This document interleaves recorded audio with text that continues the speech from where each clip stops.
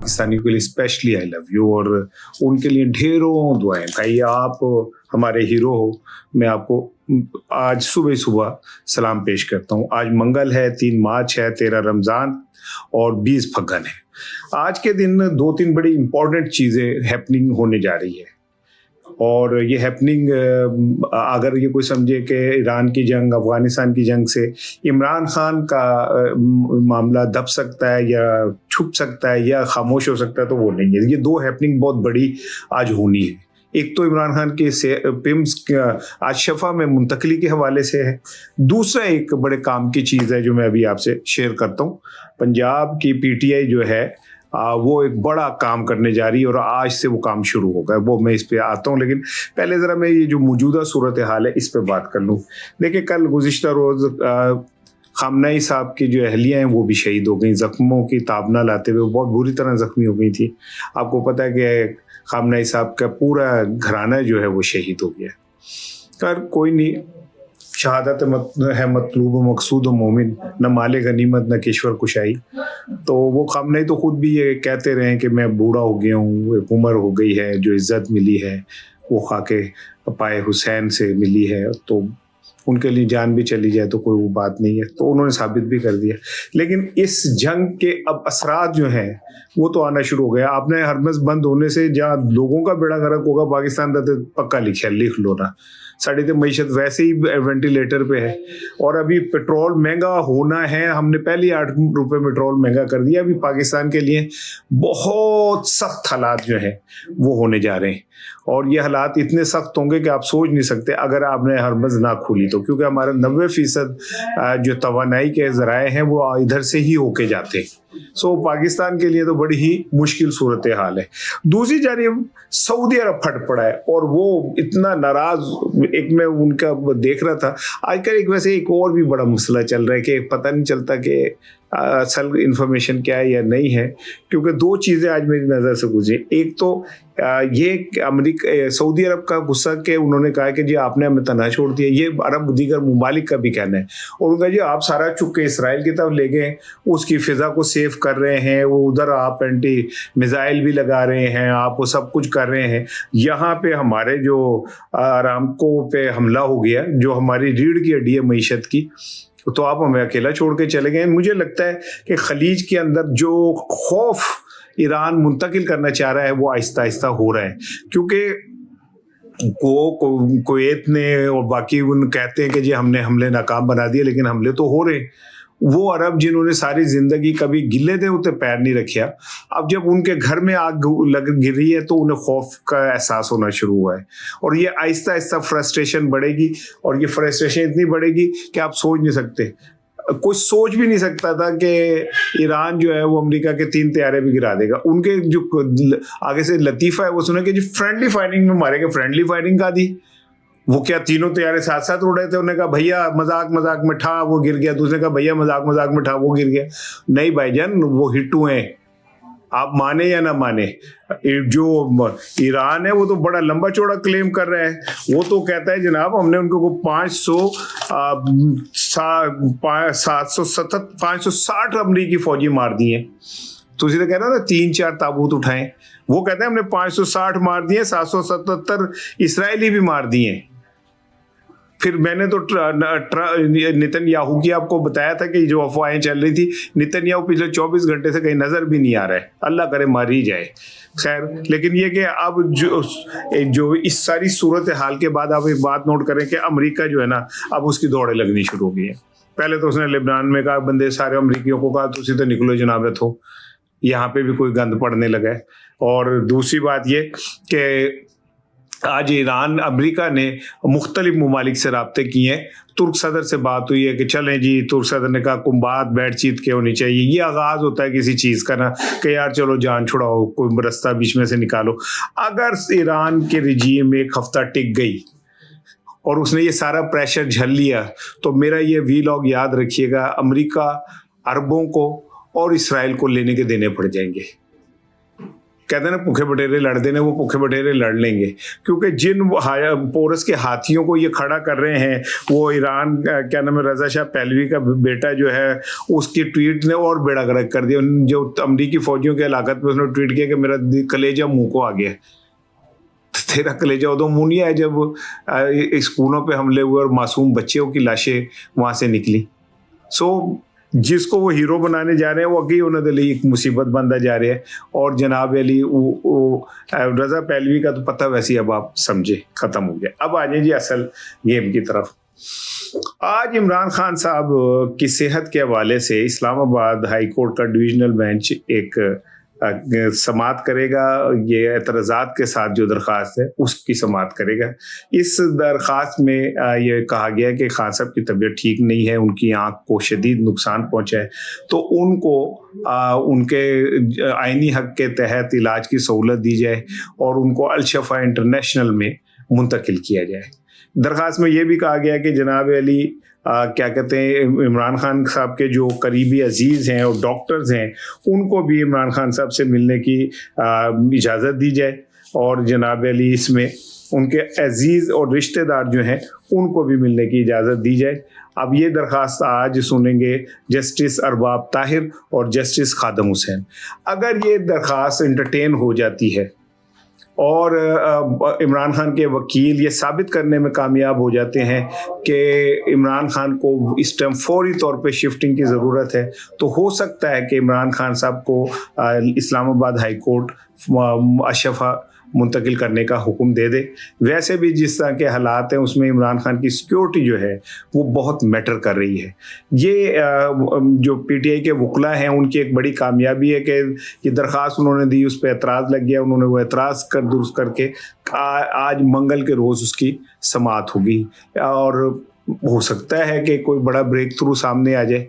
हो सकता है कि इन मौजूदा हालात और जंग के हालात में जो फैसला साज हैं उन्हें पीटीआई की ज़रूरत पड़ी हो सकता है कि उन्हें बयानिया बनाने के लिए पीटीआई की मदद की ज़रूरत पड़ जाए। हो सकता है इस मौके के ऊपर उन्हें डेफिनेटली, आप इसमें मुझे अच्छा कहें या बुरा कहें, कुछ हकीकतें नहीं बदली जा सकती। ना इस्टेब्लिशमेंट को आप बदल सकते हैं, ना आप सियासी इस्टेब्लिशमेंट पीटीआई को बदल सकते हैं, ना इन दोनों के टकराव से मुल्क को कोई फ़ायदा हो सकता है। तो हो सकता है कि एक एक कदम पीछे हटा जाए मुल्की हालात के पेश नज़र और इंटरनेशनल जो हालात हैं उसके पेश नज़र। कल भी मैंने आपसे कहा कि चाबहार के ऊपर जो हमला है वो चंद किलोमीटर दूर है हमारे से, और खुदा ना खास्ता अल्लाह ना करे अगर ईरान में रिजीम चेंज हो जाती है तो समझ लें कि इसराइल ऐसे आके हमारे साथ बैठ गया। तो इन हालात में तो हालात के को आपको डिमांड कर रही है कि कोई एक ऐसा शख्स हो जो इन सारी चीज़ों के सामने डट के खड़ा हो सके, जिसका एक वजन हो, जो बात कर सके। आज अमेरिका जो है उर्दुगान को भी तो फ़ोन कर रहा है ना, इसीलिए कर रहे हैं ना कि उर्दुगान का एक वज़न है, एक सियासी वज़न है, तो उर्दुगान को तो पाकिस्तान में वो किसे करें। पाकिस्तान में तो आलम यह है कि मैंने आपको बताया कि अब बिलावल भुट्टो से पूछा गया कि भाईजान बताएं कि क्या कहते हैं वो जो आपने अमन अवार्ड का कहा था, अब वो क्या कहते वापस लेते हैं कि नहीं आप ऐलान। वो चुप हो गया। आज फिर मरियम साहिबा से सवाल हो गया। मरियम साहिबा ने तो सारा कुछ लाल हो के अपने चाचे के खाते पाता। उन्होंने कहा भैया मुझसे ना पूछें, मेरा जिम्मा तोश पोश है। मरियम साहिबा ने कहा जाके मेरे चाचू से पूछें जिन्होंने ये सारा कहा था। जब साफ़ी ने उनसे सवाल किया कि मरियम साहिबा कि क्या अब हमने जो रिकमेंड किया था डोनाल्ड ट्रंप को आलमी अमन अवार्ड के लिए, तो अब भी क्या अब हमें वापस लेना चाहिए, पहले तो उन्होंने खामोशी इख्तियार की।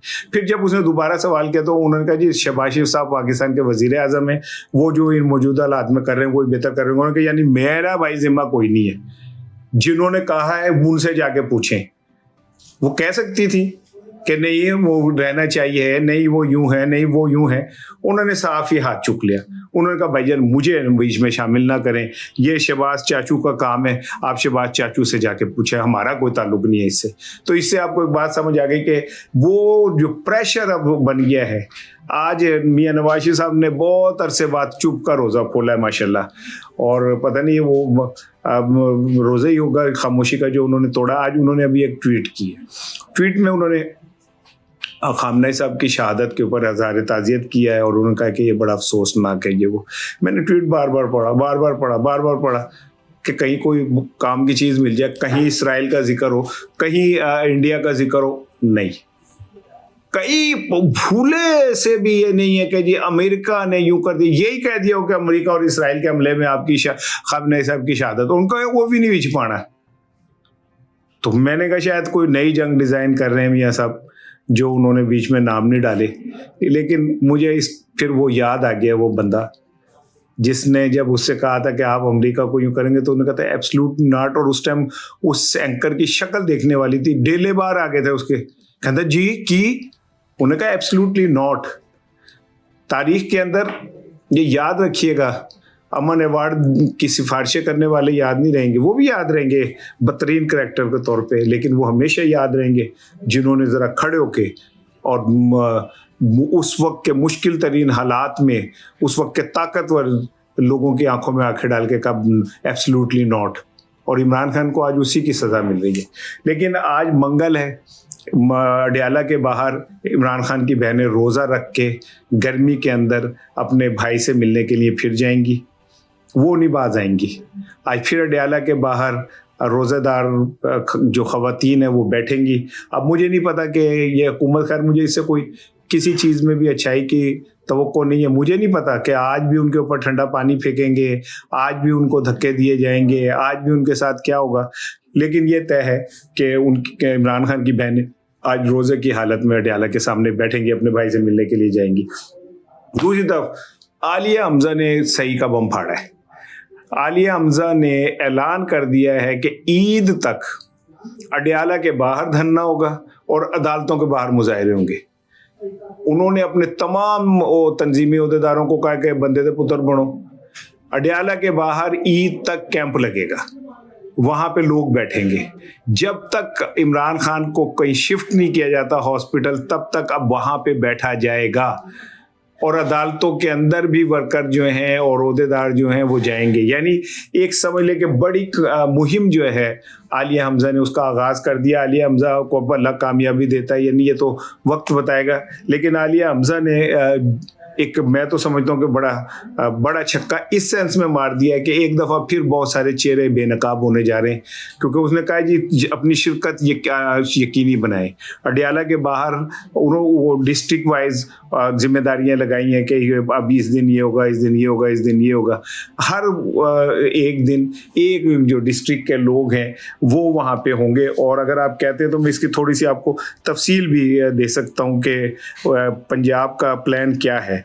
तो इस सारी सूरत हाल में तो अब ऐसा लगता है कि जनाब अली अडयाला के बाहर एक नया तूफान मचने जा रहा है। और इस तूफान में देखते हैं अब क्या होता है, क्योंकि वो कहते हैं जी मंडे को रावल आज होना था, आज उन्होंने सिर्फ इसलिए कि आज यौम शोक मनाया पीटीआई ने, इसलिए वो नहीं हो सका। कल साउथ पंजाब जो है वो अडयाला होगी, फिर उसके बाद 4 मार्च को सरगोदा डिवीज़न होगी, 5 मार्च को गुजरात डिवीज़न के लोग बैठेंगे, 6 को गुजरांवाला के बैठेंगे, 9 को लाहौर के बैठेंगे, 10 को नॉर्थ पंजाब के बैठेंगे, बुध को जो है वो इस्लामाबाद हाई कोर्ट के बाद। यानी एक तफसील है, मैं इतनी लंबी आपको क्या शेयर करूँ, सवेरे में तानू एडी लम्बे औखे की पाना। लेकिन पंजाब हुकूमत भी, पंजाब पीटीआई भी मैदान में आ चुकी है। अब आखिर में चलते चलते सुन लीजिए, पाकिस्तानी क्रिकेट टीम के खिलाड़ियों को हो गया फी बंदे को 50 लाख रुपए जुर्माना। एक तो 50 लाख यार, मैं तो हैरान हो जाता हूँ।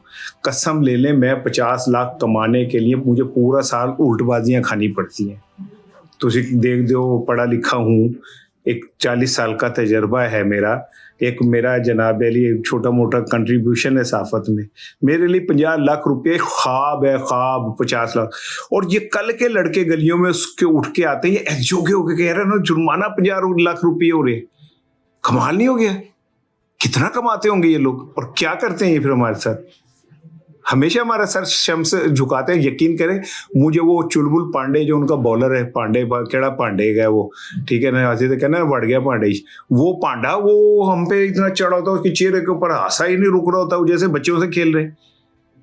इनकी कांपे टांग रही होती है, इंडिया के ज़हनी तौर पे हारे में।